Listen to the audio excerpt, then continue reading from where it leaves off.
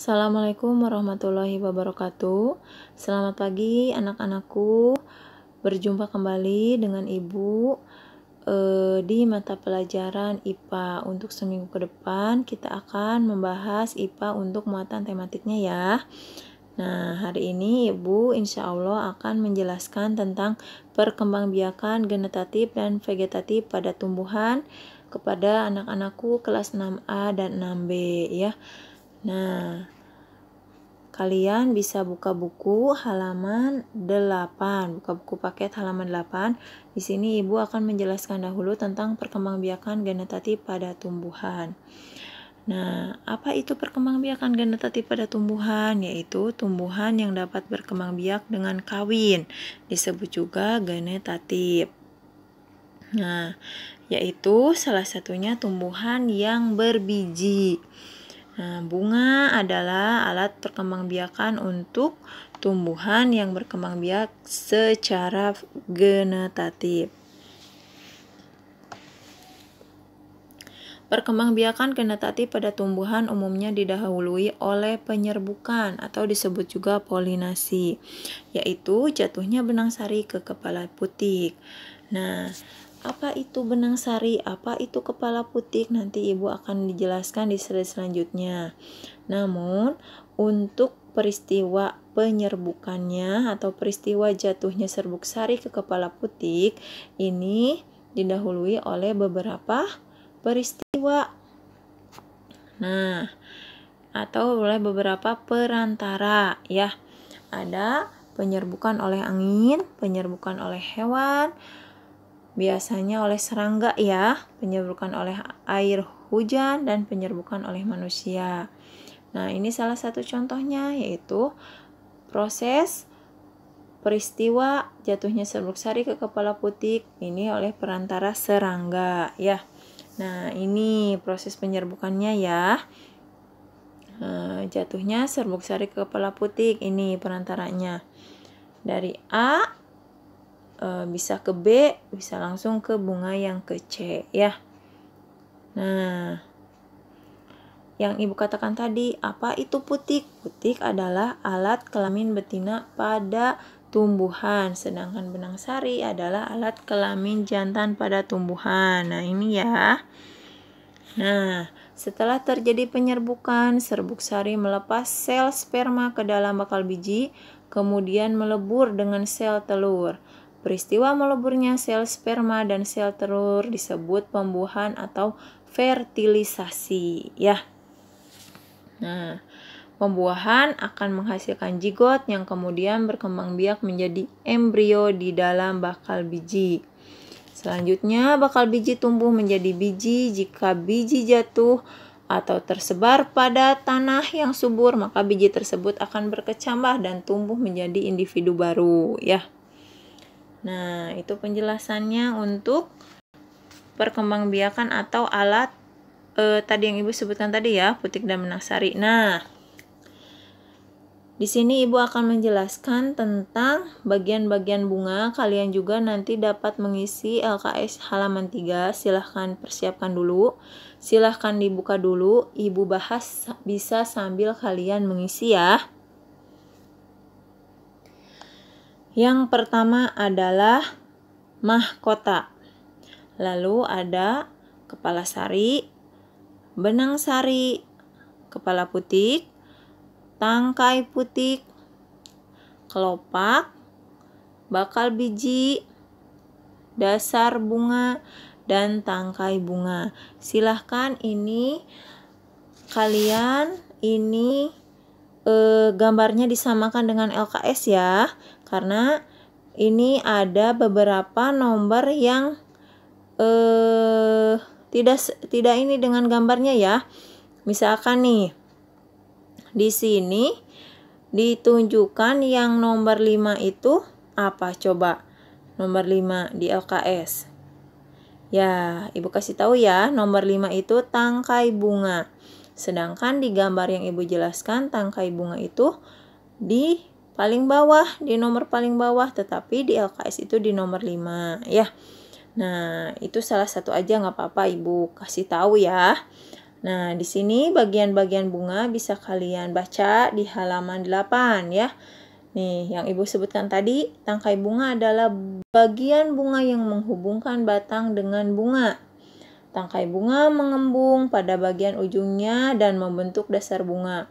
Kelopak bunga merupakan bagian di dekat dasar bunga yang menyelimuti bunga saat bunga masih kuncup. Nah, ini kelopak ya, nih.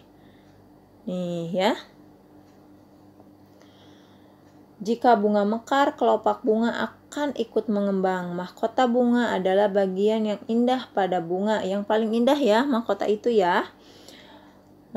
Mahkota disebut juga sebagai perhiasan bunga. Benang sari dan putik adalah alat kelamin bunga. Benang sari adalah alat kelamin jantan, sedangkan putik adalah alat kelamin betina. Di dalam bakal biji terdapat sel telur dan calon lembaga ya, atau calon individu baru. Nah, tadi Ibu sedikit menjelaskan tentang perkembangbiakan genetatif.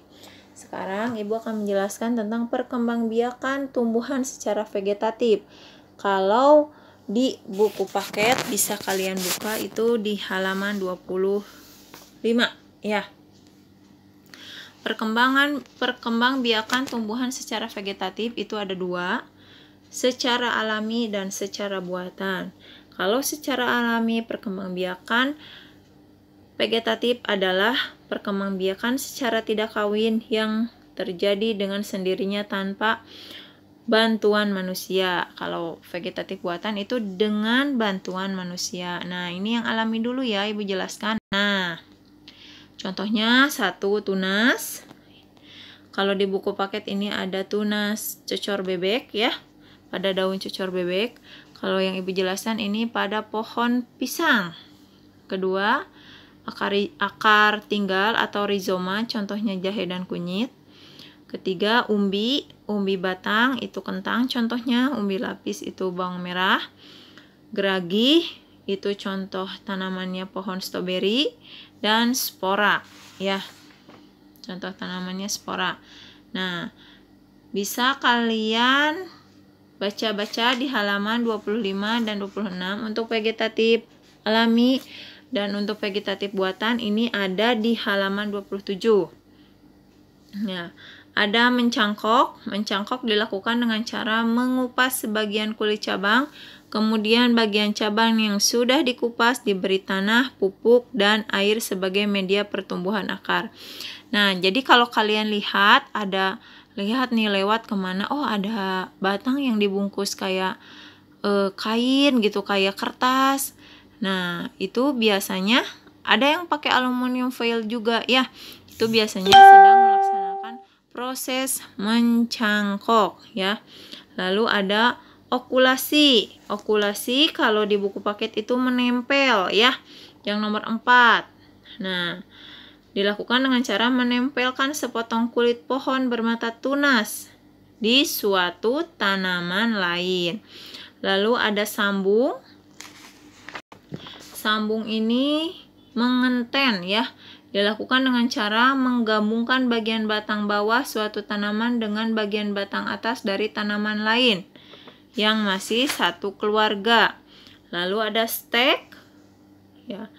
Stek dilakukan dengan cara memotong bagian tanaman seperti batang, akar, dan daun untuk menghasilkan tanaman baru. Nah, lalu ada merunduk. Merunduk itu dilakukan dengan cara merundukkan cabang tanaman, kemudian menimbunnya dengan tanah. Contohnya itu tanaman arbei ya. Nah, itu untuk vegetatif buatan. Ya. Selanjutnya untuk latihan, kalian isi buku paket halaman 10. Nih, diisi dahulu, lalu nanti pindahkan jawabanmu ke link Google Form yang akan Ibu share. Jadi diisi dulu nih, contoh nomor 2, bertemunya serbuk sari dan kepala putik disebut apa? Tadi udah Ibu jelaskan, yang tahu pasti langsung bisa ngisi ya.